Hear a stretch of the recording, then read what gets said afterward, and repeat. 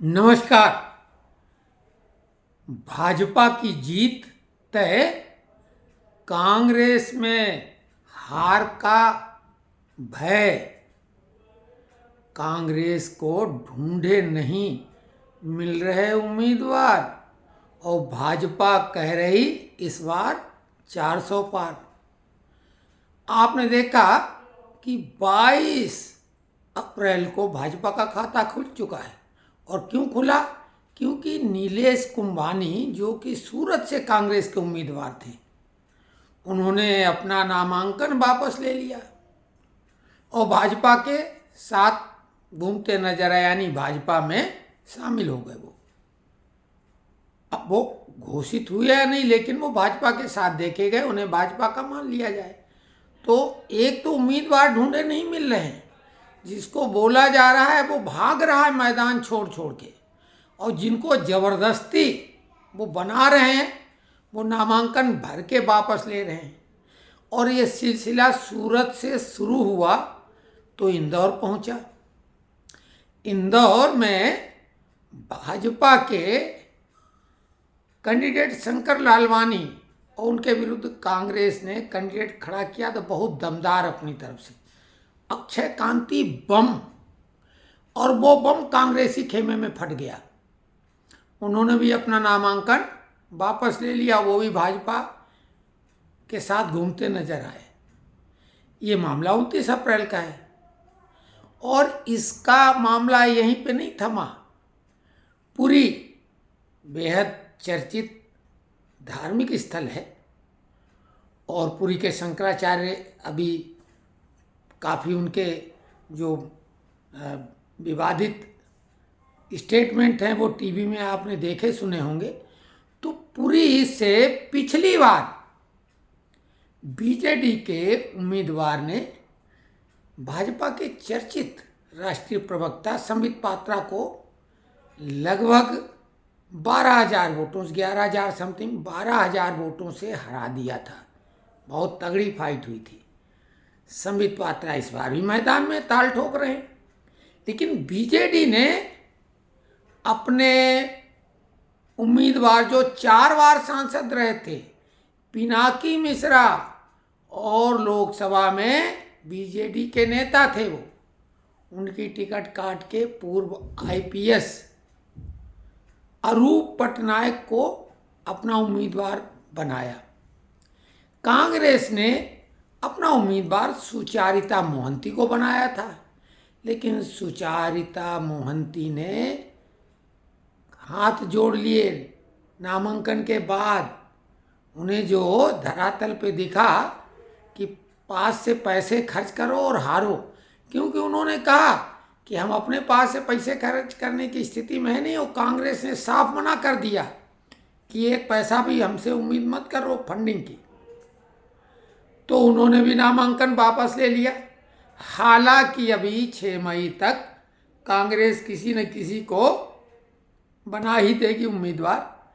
तो ये भगदड़ मची हुई। इसके पहले आपने देखा कि खजुराहो से, छतरपुर से जो इंडिया अलायंस है, इंडिया अलायंस, वो तो अपने को इंडिया बोलते हैं, मीरा यादव, उनका नामांकन खारिज हो गया। जानबूझ के उन्होंने गलती की कि लड़ना ना पड़े।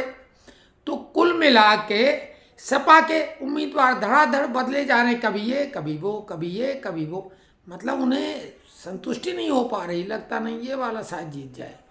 और इसी हताशा में अजीबोगरीब बयान भी आ रहे हैं, कहीं वोट जिहाद तो कहीं कुछ। लेकिन जब कोच, कप्तान, उप कप्तान वो खुद घबराए हुए हों तो टीम का मनोबल कहाँ तक बढ़ा पाएंगे।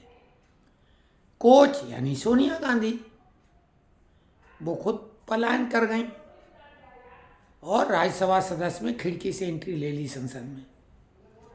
राहुल प्रियंका को माँ की सीट से यानी रायबरेली से बोल रहे थे। बहन ने बोला अमेठी से खुद लड़ो तो हम लड़ जाएंगे। और राहुल अमेठी में स्मृति के सामने जाने में बिल्कुल जैसे मेमने का हाल होता है बाघिन के सामने जाने से, वो हाल। अंततः किसी तरीके से मनाया गया कि भारी किरकिरी हो रही है, हार उससे बेहतर होगी, तो रायबरेली में आखिरकार राहुल तो मान गए, यानी नॉन प्लेइंग कैप्टन, लेकिन उप कप्तान फिर भी नहीं मानी। अब वो कह रहे हैं, कांग्रेसी प्रवक्ता बहुत बुद्धिजीवी अपने को समझते हैं, कि भाई राहुल वायनाड से जीतेंगे तो फिर रायबरेली वाली सीट भी वो जीतेंगे निश्चित है, और वो अपने पास रखेंगे और प्रियंका को वायनाड से लड़ा देंगे। तो भाई तो पहले क्यों नहीं वायनाड से प्रियंका को लड़ा दिया? रायबरेली में आप पहले उम्मीदवार बनते हैं जब इतना भरोसा था तो। और जीजा जी मांग रहे थे अमेठी से टिकट, उन्हें भी नहीं दिया, क्योंकि मालूम हार तो निश्चित है। और अमेठी में तो स्थिति जमानत बचाने वाली है, क्योंकि अमेठी का इतिहास रहा है। वैसे अमेठी में राजीव गांधी जो चुनाव लड़े थे पहला, संजय गांधी के दुखद निधन के बाद 81 में उपचुनाव था। शरद यादव संसद में काफ़ी चर्चित रहे हैं, वो अभी स्वर्गीय हैं, उनके खिलाफ वो जबलपुर से आके ताल ठोक दिया और उनकी जमानत जब्त हो गई। अगला चुनाव 84 में हुआ। मेनका गांधी संजय विचार मंच उन्होंने पार्टी बनाई थी और उन्होंने अमेठी को अपनी सीट बताई और राजीव गांधी के खिलाफ लड़ी, जमानत जब्त हो गई। अब मामला उल्टा पुल्टा हो गया है, क्योंकि 84 में वाजपेयी जी ने एक बात कही थी, वाजपेयी जी मतलब अटल बिहारी वाजपेयी, कि भाई हार का कारण क्या है? बोले किसी आदमी से, किसी नेता से चुनाव लड़ा जा सकता है, अब भूत से तो नहीं कोई लड़ सकता है। इस चुनाव में तो इंदिरा गांधी का भूत लड़ा है, बात सही है। सहानुभूति की ऐसी जबरदस्त लहर थी कि कांग्रेस 400 पार हो गई। और उसके बाद तमाम तुष्टिकरण के फार्मूले, मंदिर का ताला, शिलान्यास, साहबानों, ये वो, लेकिन फिर भी नहीं जीत पाई कांग्रेस, आज तक कभी भी बहुमत नहीं पाई। और पिछले 2 चुनावों से मोदी जैसा एक ऐसा अद्भुत नेता इस देश में प्रकट हुआ, यूं कहना चाहिए कि पूरी दुनिया भौचक। और कांग्रेस पिछले 2 बार से विपक्ष का भी दर्जा हासिल नहीं कर पाई, 55 सीट कम से कम चाहिए, वो भी सीटें नहीं मिली कांग्रेस को। तो ये है दयनीय स्थिति। नेता सारे भाग रहे हैं, बच रहे हैं, और जो लड़ रहे हैं बेमन से, कमलनाथ को आपने देखा था, लड़के को फिर लड़ाना पड़ा, लेकिन भाग तो रहे थे, पकड़े गए। दिग्विजय सिंह भागते भागते लड़ाए गए, और इन सबकी हार तय है। तो कुल मिला के राहुल गांधी अब केवल और केवल ईवीएम सहारा इन लोगों का है।